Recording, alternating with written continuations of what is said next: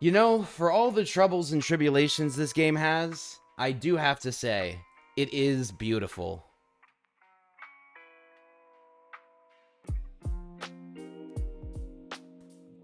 Hello everyone, hope this video finds you alright. Today, we're going to be sending Valentina, our favorite Kerbal of all of our astronauts, to Duna, the Mars equal for this star system. We're going to be doing an Apollo-style system, so what you're seeing right now is me starting to build the return capsule. This is the only thing that's going to come back at the end of the mission. Then what you see here is me building all of the landing equipment and fuel tanks we're going to need to get down to the Dunan surface and back up again to our return craft. That stage is going to be responsible for getting everything from Kerbal all the way out to Duna, and then when we're at the end, getting everything left around Duna back to Kerbal again. So it's mostly just a probe core, some basic RCS for the docking, power and power production, and signal so that we don't lose signal from that thing, because there will be nobody on board when we have to redock. It'll be running on remote control. After that, we finish our actual interplanetary stages, which is really just 2 Poodle engines in a tank. Not a lot of thrust out of the Poodles, but I really do think they are one of the best engines for deep space early game. Now that the craft is finished, it's time to get up above atmosphere. As we go up, we're going to pitch the craft towards 90 degrees or east, because that's the most efficient angle to launch off the planet from. Saves us as much fuel as we can. Once we get above the atmosphere, we orbitalize like normal, leaving behind all of the tanks and engines meant to get us off-world, and ditching the top nose cone for just that little extra weight savings bit.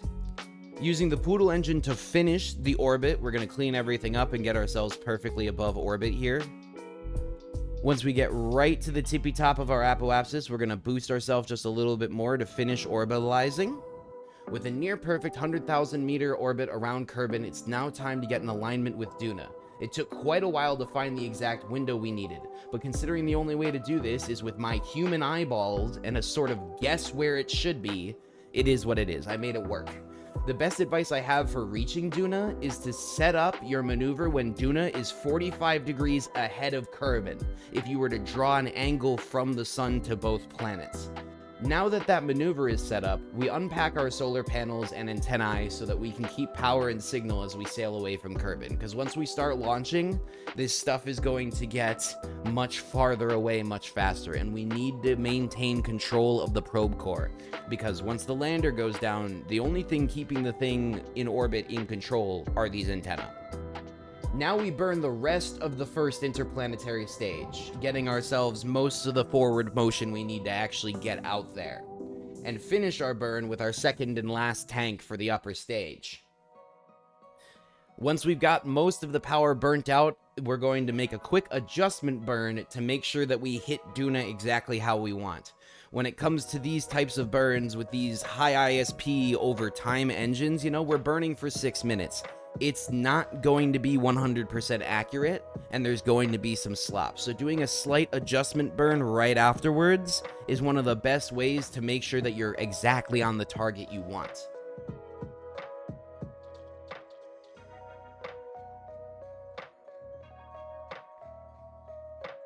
Once we get there, the first thing we're going to have to set up is our first braking burn. We want to get closer before we actually park our upper stages, and this is still pretty high up in Duna's overall sphere of influence. We're pretty far out there still.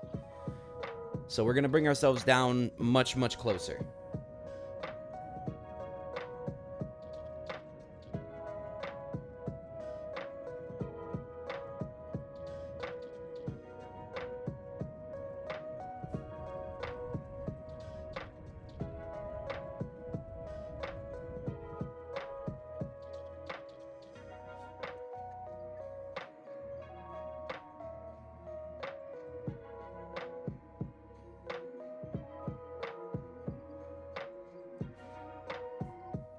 But we also want to avoid Duna's moon, Ike.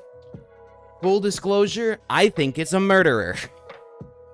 I have lost more Kerbals to Ike's gravity than any other moon. The thing almost has a habit of grabbing any nearby ships and chucking them onto very exotic orbits, into planets, out into deep space. Ike is great for doing gravity assists, don't get me wrong. I even used it to get down lower faster on this maneuver. but you really need to be careful if you intend to leave anything in orbit for longer than a few days around Duna. That's my warning. Now, we are getting the craft into its final parking orbit, and once that's done, it's time to disconnect the lander. And after some fiddling, Valentina can get on her way down to the surface. Right as I tried to drift away from the main craft, my orbitals disappeared, so I had to quickly restart the game. Now, because I just undocked 2 crafts, I knew another glitch had happened as well. The ports both thought they were still docked. This happened in the last video, and I thought their failure to dock was my fault, user error. It wasn't. It was a glitch. To fix it, you go into the save file and adjust what you're seeing right now from docked to ready. If you just use the Control F function to find docked and replace the ones in quotes with ready, the docking ports will start working again. You have to do it every time, but it works. Just a small thing, in case anybody else has experienced this. It's an annoying fix, but at least it can be fixed. Now back to the landing. We set up a maneuver node and drift away from the return craft, lining things up for the burn. Once we get that burn completed, we can drift around to the other side of the planet, and we can start to get our landing trajectory set up proper. We're targeting that little yellow circle you see on the darker side of the planets. That's our goal. That's where we need to land. Once we've gotten to the other side of the planet, we're going to get our landing trajectory set up for the first time. Lining things up so that we can come through the atmosphere, and we should come up pretty close to our target. Landing in atmosphere is a lot harder, especially if you want to land on a specific point, than it is in vacuum. So I expect it to be a lot sloppier than what we got with, say, the Min-Miss or the Mun-Arch landings, but we still want to strive for the best that we can get out of this. We don't want to be walking for eons. As we start to sail down, I realize that our pitch is a little bit too far. The planet hasn't moved as much as I thought it would at these longitudes, and it's ended up throwing off where I thought I was going to be landing. I'm landing a little bit too far. Instead of giving up here, I decided that I'd try and make it work at this point. We're still close enough, maybe I can recover something out of it. One of the main differences here, again with the atmosphere, is not only are we being dragged on, but we can use parachutes to slow ourselves down as we get closer, which is going to save a lot of fuel for us. Right as we get near the ground, we're going to burn a small amount of propellant to try and get ourselves nice and slow, get that landing nice and soft. Still just amazed at how nice this all looks. Once we're properly on the ground, I did all the basic stuff, and then decided we might as well hoof it out to the monument. But once I started walking, that's where problems started to happen. Because once I started walking, I got up from my computer, and I did the basic math. At the speed we're going, and at the distance we need to go, just to get out there, it was going to take her 2 to 5 hours.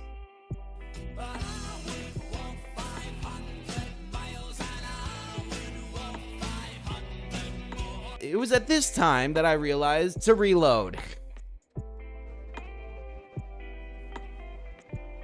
So we're gonna try that landing again. This time getting ourselves single kilometers away instead of nearly a dozen from our targets. And this time we get out of the ship, and I just wanted to appreciate how nice the visuals are on this game. They really did some great polish on the art and music of this game. I know it's got a lot of problems, and this definitely doesn't make up for them. But credit where credit's due, the art style is phenomenal. So now that we've had our moment, planted our flag, and taken our samples, it's time we head out for what we came for, the mysterious Duna monument. We got a little visuals on it from the sky on our way down. But as we get closer, more details are coming into focus. A humongous structure, very different from the ones we've seen, as this one is almost tree-like. At least to me, it feels like more of a mix between organic and inorganic, while the other ones were obviously more just a statue of somebody or something. Or an arch. And as we come up on it, it actually seems like it's a huge head of some sort of kraken, Kerbal hybrid creature. Once we've gotten to the base of this creature, I stopped again and just decided to contemplate this beautiful monolith, standing in the Dunan desert for who knows how long. Unending days, unending nights. A monolith to a society that I assume no longer exists. And once that moment is over, we start our walk back to the ship. And as I got closer, things didn't look right. Oh no. Houston, we have a problem.